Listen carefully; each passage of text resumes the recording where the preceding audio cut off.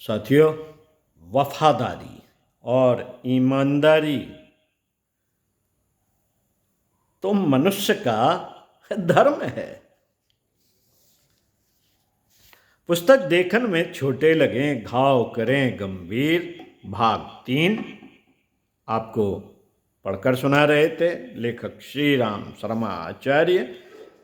पृष्ठ 50 से सुनते हैं। बड़ौदा स्टेट में एक साधारण कर्मचारी से अपना जीवन प्रारंभ कर डिस्ट्रिक्ट मजिस्ट्रेट तक पहुंचने वाले S.R. शिंदे ने सारे जीवन ईमानदारी और मेहनत की कमाई खाई। उन्होंने अनुचित रूप से एक पैसा भी कभी नहीं छुआ। अनीत की कमाई खाने वालों या बिना श्रम किए पैसा कमाने वालों में एक यह बुराई आ जाती है। एक यह बुराई आ जाती है कि वे परिश्रम पुरुषार्थ से विमुख होकर दूसरे स्रोतों से ही धन प्राप्ति की कामना करते रहते हैं।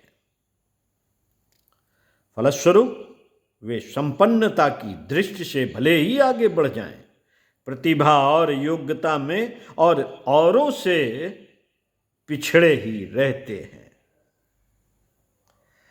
फलस्वरूप वे सफलता की दृष्टि से भले ही आगे बढ़ जाएं, प्रतिभा और योग्यता में औरों से पिछड़े ही रहते हैं। जबकि न्याय नीति की ही कमाई खाने वालों में अपनी योग्यता पर बराबर विश्वास बना रहता है और वे ईमानदारी का पथ अपनाने के कारण परिश्रमी पुरुषार्थी भी बने रहते हैं। यही कारण है कि बेईमान व्यक्ति संपन्न होते हुए भी पिछड़ जाते हैं और ईमानदार व्यक्ति अपेक्षाकृत कम संपन्न होने पर भी ऊंचे उठ जाते हैं। S.R. शिंदे की सफलता का राज भी यही था, मेहनत और ईमानदारी। स्टेट में उनकी अच्छी प्रतिष्ठा थी और हर कोई उनका सम्मान करता था। उनकी बातों को हर कोई बुजुर्ग अभिभावक की तरह मानता था। स्वयं महाराजा सयाजी राव भी उनका बड़ा सम्मान करते थे। कई राजकीय मामलों में जो गोपनीय होने के साथ साथ उलझे हुए भी होते थे, महाराज उनकी सलाह लेते तथा उनके सुलझे हुए निष्पक्ष परामर्श को मान लेते।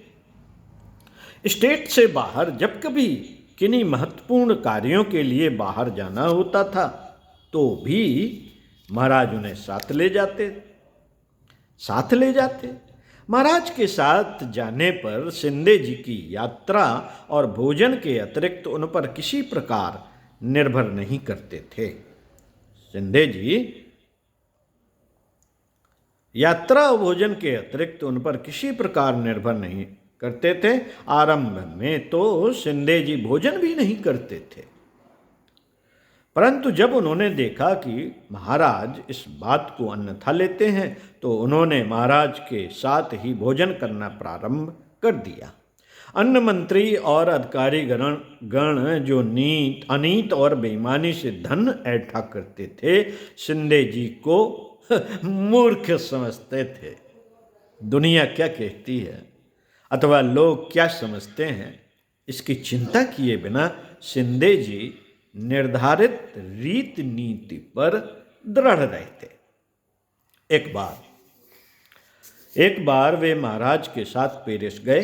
वहाँ महाराज जौहरी की दुकान पर गए और उन्होंने जवाहरात दिखाने के लिए कहा। वेशभूषा और चेहरे से टपकते हुए अभिजात्य को देखते ही जौहरी ने ताड़ लिया कि ग्राहक बड़ा है।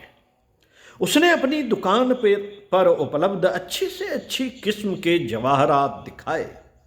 महाराज ने वह सब खरीद लिए। दुकान के काउंटर पर बैठे एक कर्मचारी ने शिंदे जी से पूछा, आपका कमीशन नगद दिया जाए या कैश से लेना पसंद करेंगे? मेरा कमीशन? किस बात का? शिंदे ने आश्चर्य से पूछा। शायद आप पहली बार इस दुकान पर आए हैं। इस बाजार का यही रिवाज है कि यहाँ जो अच्छे ग्राहक लाता है उसे कमीशन दिया जाता है। यहाँ का रिवाज चाहे जो हो, पर मैं महाराज का सेवक हूं। यह कमीशन मैं नहीं लूंगा, शिंदे जी ने कहा। आप इस कमीशन को काटकर ही बिल बना दीजिए। यह कमीशन ग्राहक को ही मिलना चाहिए। अच्छी बात है, कर्मचारी ने कहा। मैंने पहली बार आप जैसा व्यक्ति देखा जो अनायास प्राप्त होने वाले धन को इस निष्प्रहता से देख रहा हो। क्या मैं आपकी ईमानदारी और महाराज के प्रति निष्ठा की सूचना उन तक पहुंचा दूं? नहीं नहीं नहीं, शिंदे ने कहा। इसमें क्या खास बात है? इसमें क्या खास बात है? वफादारी और ईमानदारी तो मनुष्य का धर्म है, और धर्म कोई प्रदर्शन के लिए तो होता नहीं। और शिंदे महाराज सयाजी राव के पास आकर खड़े हो गए। ओम शांति।